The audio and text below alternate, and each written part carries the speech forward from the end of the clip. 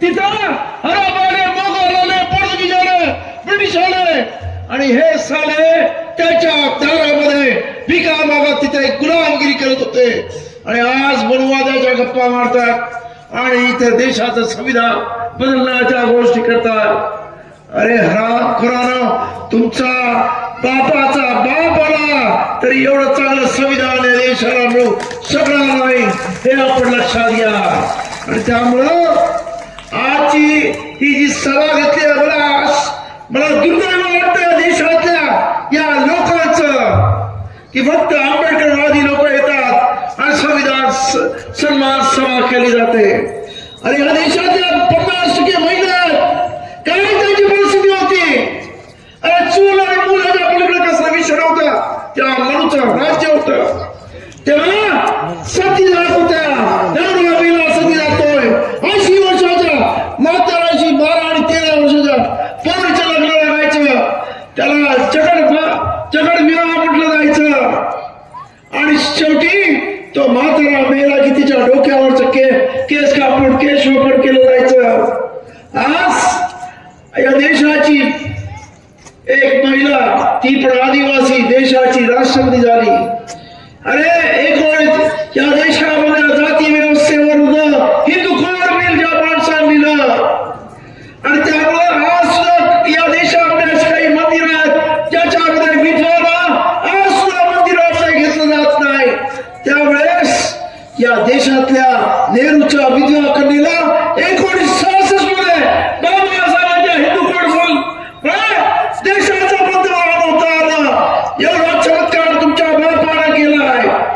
आणि काय, आणि आज आमचा समाज भिकाऱ्यासाठी राहतो. तुमचा बाप कोण होता?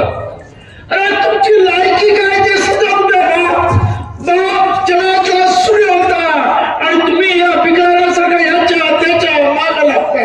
याचं तर शरमेची गोष्ट आहे. त्यापेक्षा जीव का देत नाही हा मला प्रश्न पडतो. कारण आज जगामध्ये सर्वात जास्त ज्याची जयंती होते 150च्या पेक्षा जास्त देशामध्ये ज्याची जयंती होते तो तुमचा बाप आहे. आज जगातील सर्वात सुंदर आणि सर्वात मोठी लिखित राज्यघटना लिहिणारा तुमचा बाप आहे. आज जगामध्ये सर्वात जास्त मुद्दे कोणाचे असतील ते तुमच्या बापाचे.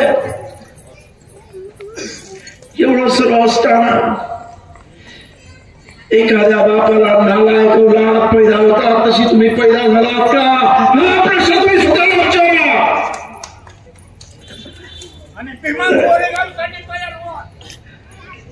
बरोबर आहे, ती खरं बाबासाहेब आंबेडकरांची औलाद होती. अरे तीच खरी बाबासाहेब आंबेडकरांची औलाद होती की ज्याने त्या काळामध्ये आपल्या समाजावर न्याय होतो म्हणून अख्खी पेशवाई घालून टाकली. आणि तुम्ही पेशवाईच्या माग भिका मागत फिरताय. कुठं कधीतरी थांबायला पाहिजे की नाही. तेव्हा माझी आपल्या सर्व विनंती आहे की या देशामध्ये उद्या हे जे काय चाललेलं आहे परिस्थिती आपण पाहतो सोशल मीडियामधून. काही लोक हे बाबासाहेब आंबेडकरांनी संविधानात लिहिलं नाही तो कोणतरी BN राव नावाचा माणूस जो बाबासाहेबांना चहा वगैरे द्यायचा त्याने संविधान लिहिलं असं म्हणतात. हे असं का केलं जातं? कारण या देशामध्ये जी ही सत्ताधारी एक स्वतःचा उच्च स्वतःला देवापेक्षा महान समजणारी एक जमात आहे या देशामध्ये. पण ती अत्यंत कपाट काब्रस्थानी आहे. एकेकाळी या देशामध्ये संपूर्ण तथागत भगवान गौतम बुद्धाचा बौद्ध धर्म होता. सम्राट अशोकाने 84,000 लेणे आणि संपूर्ण देश इथे हा देश नव्हे तर अफगाणिस्तान पासून कन्याकुमारी पर्यंत अख्खा आशिया खंड ज्याने बौद्धमय केला होता त्या देशातून हा बौद्ध धर्म अशाच कपटकार असताना संपवला. त्याच कपटकार असताना आज तुमच्या बापाचं संविधान संपायला निघाले. कशा पद्धतीने तर ते तुमच्या बापाने संविधानात लिहिलं नाही असं तुमच्या डोक्यामध्ये